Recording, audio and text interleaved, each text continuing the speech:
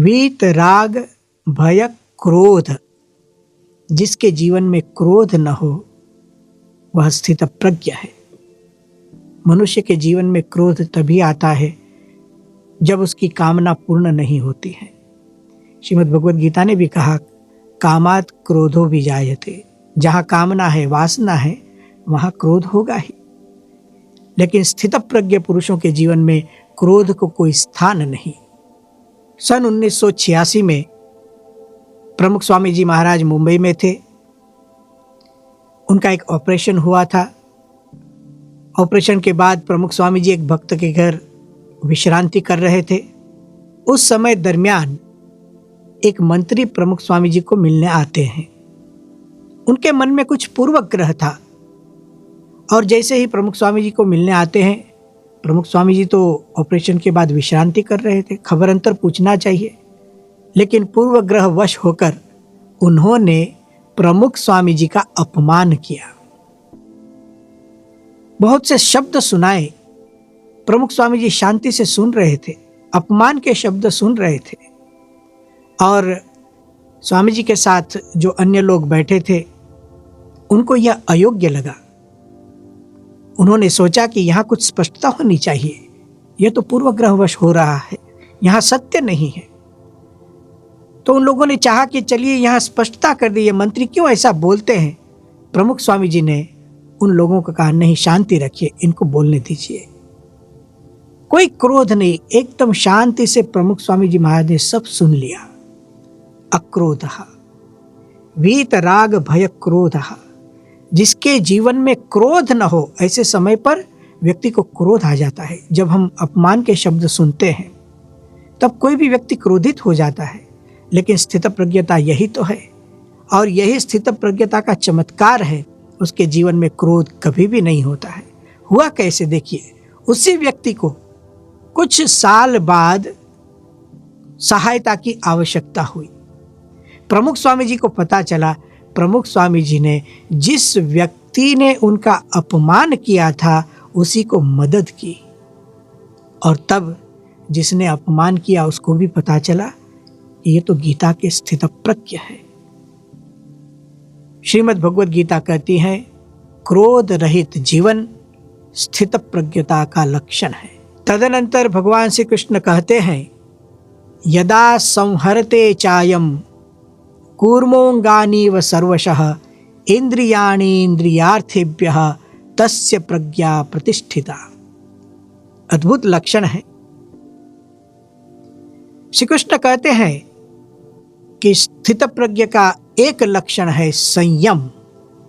जीवन में संयम, इंद्रियों के जो विषय है, शब्द, स्पर्श, रूप, रस और गंध, वहां से सिमट लेना, संयमित जीवन रखना, उसको भी स्थित प्रज्ञ कहा जाता है। श्रीमद् भगवद गीता ऐसे संयम को दिखाने के लिए कूर्म का उदाहरण देती है। यदा संहरते चायम कूर्मोंगानी व सर्वशः। कूर्म अर्थात कछुआ। जैसे कछुआ अपनी इच्छा से अपनी इंद्रियों को सिमट लेता है, उसी तरह स्थित प्रज्ञ पुरुष भी अपनी इंद्रियों को विषयों से सिमट लेता है।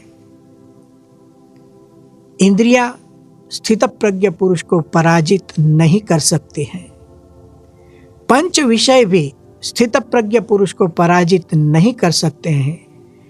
कछुए के उदाहरण से संयम का उपदेश देकर श्रीमद् भगवद गीता आगे कहती है, तानि सर्वाणि संयम्य युक्त आसीत मत्परः वशे ही यस्येन्द्रियाणि तस्य प्रज्ञा प्रतिष्ठिता।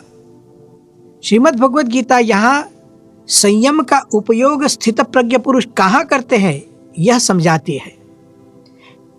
इंद्रियों को विषयों से सिमटकर स्थित प्रज्ञ पुरुष मत परह की सिद्धि को प्राप्त करते हैं।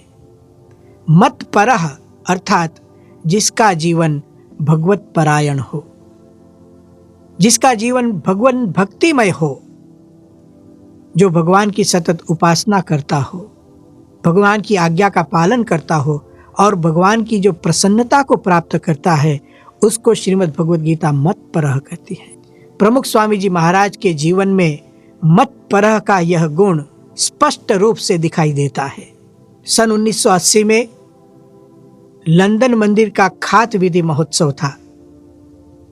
प्रमुख स्वामी जी महाराज वहां पधारे थे और उस समय लंदन नगर में हाथी के ऊपर प्रमुख स्वामी जी की सवारी निकाली गई थी। सवारी चल रही थी, उसी समय बारिश की बूंदें गिरने लगी। पास में बैठे भक्त ने प्रमुख स्वामी जी पर छत्र धर दिया, जिससे बारिश की बूंदें प्रमुख स्वामी जी पर न पड़े। तुरंत ही प्रमुख स्वामी जी ने उस छत्र को लेकर स्वयं ही, भगवान की मूर्ति उनके साथ में थी, उस पर उस छत्र को धर दिया। उन्होंने पास में बैठे सेवक को नहीं दिया, भगवान पर छत्र उन्होंने ही रखा।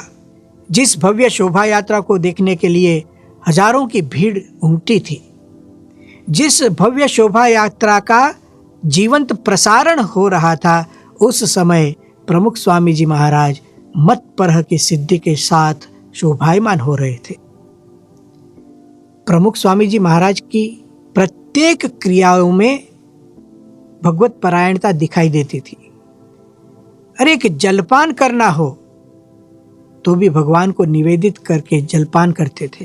कुछ खाना हो, कोई नई चीज आती है, उसको उपयोग में लेना हो तो पहले भगवान को अर्पण करते थे और फिर ही उपयोग में लेते थे।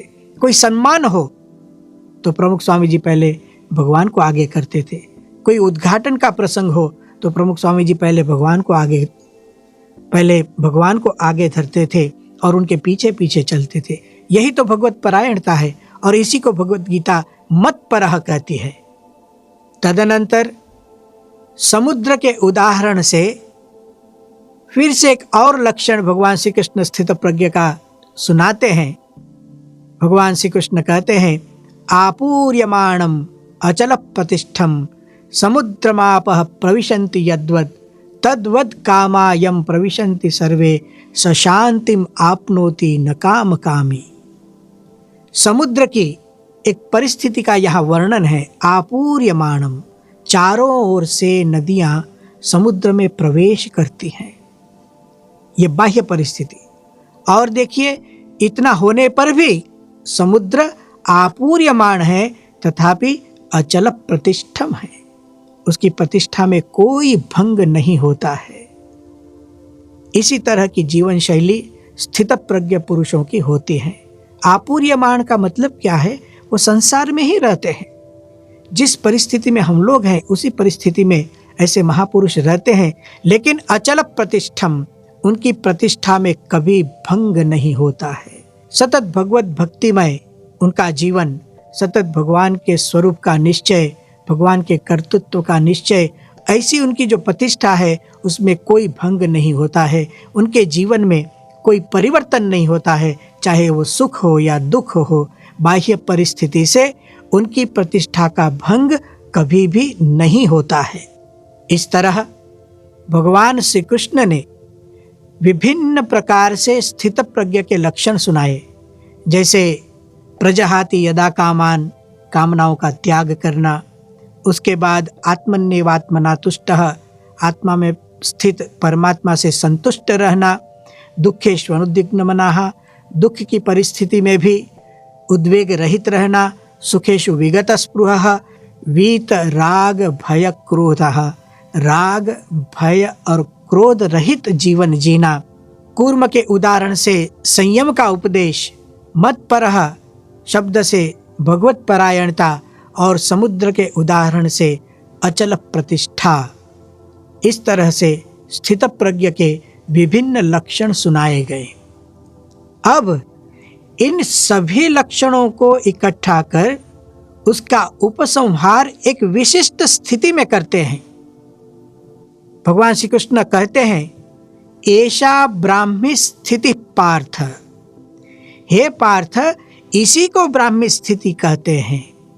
हमने आरंभ में कहा था कि श्रीमद् भगवद गीता में एक आध्यात्मिक सूत्र है, एषा ब्राह्मी स्थिति ही। जिस आध्यात्मिक सूत्र में शास्त्रों का रहस्य है, जीवन की साधना का संपूर्ण रहस्य समाया है, ऐसा यह वाक्य अब श्री कृष्ण भगवान कहते हैं, ऐसा ब्राह्मी स्थिति पार्थ। हे पार्थ, यही तो है ब्राह्मी स्थिति।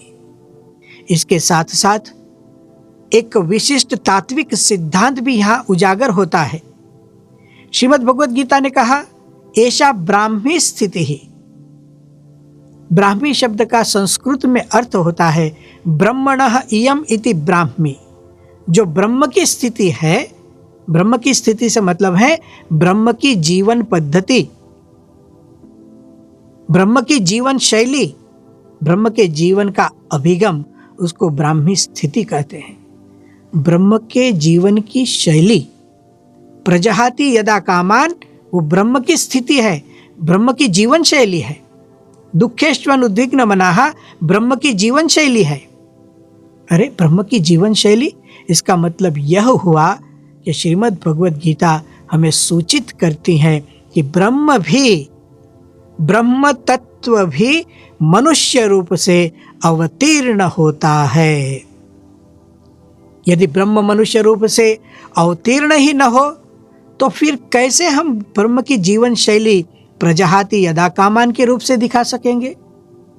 या तो आत्मन्यवात्मना तुष्टः के रूप में दिखा सकेंगे, अथवा दुखेष्वन उद्विग्न मना के रूप में कैसे दिखा सकते हैं? यदि ब्रह्म अवतीर्ण ही न हो तो ऐसा ब्राह्मी स्थिति ही, यह वाक्य निरर्थक हो जाता है। पर ब्रह्म स्वामीनारायण भगवान के सिद्धांत के अनुसार यही ब्रह्म अवतीर्ण होकर हम सब के गुरु के रूप में विराजित होता है और हमें परमात्मा की भक्ति यथार्थ रूप से कैसे करनी चाहिए वो सिखाता है। जीवन में कामना रहित कैसे होना चाहिए वह सिखाता है।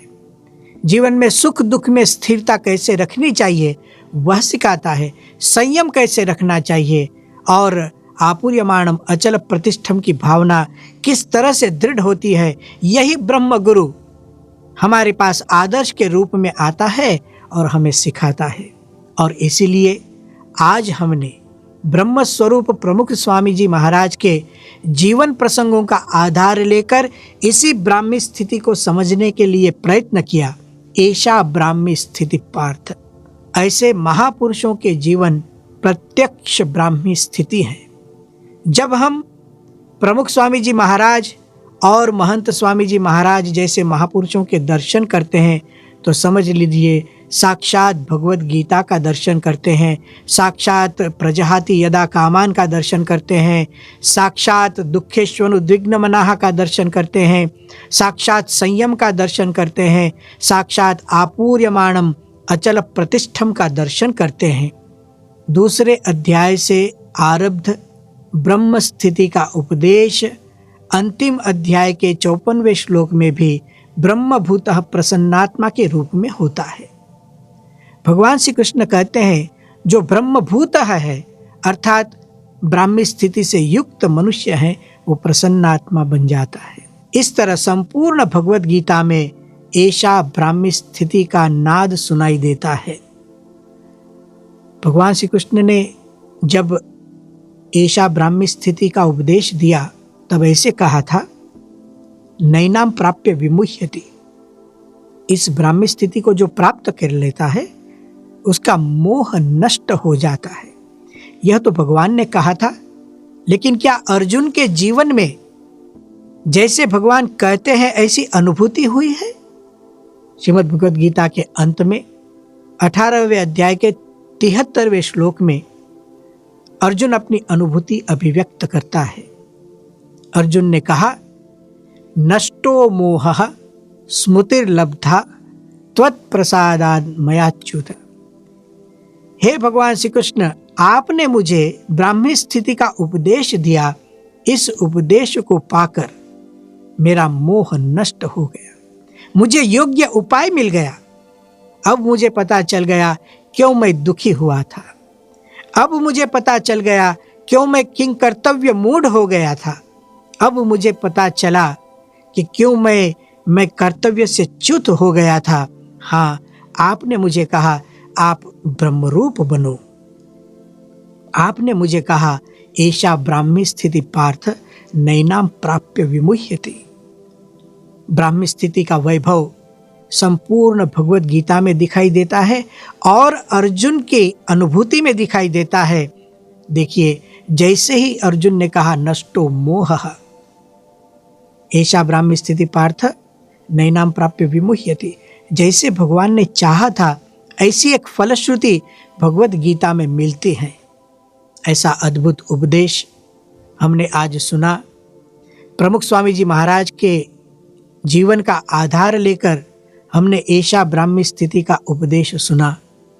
आज हम भगवान के चरणों में प्रार्थना करते हैं, गुरु हरि प्रमुख स्वामी जी महाराज और महंत स्वामी जी महाराज के चरणों में प्रार्थना करते हैं कि जो यह अद्भुत दिव्य सिद्धांत है ऐसा ब्राह्मी स्थिति का, यह जो साधना की पराकाष्ठा है, यह जो सर्वोच्च ज्ञान है, इस ज्ञान को हम भी जीवन में आत्मसात कर सकें और जीवन को उन्नत बना सकें और जीवन में परम आनंद, परम शांति और परम सुख का अनुभव कर सके। ओम शांति शांति शांति ही। जय स्वामीनारायण।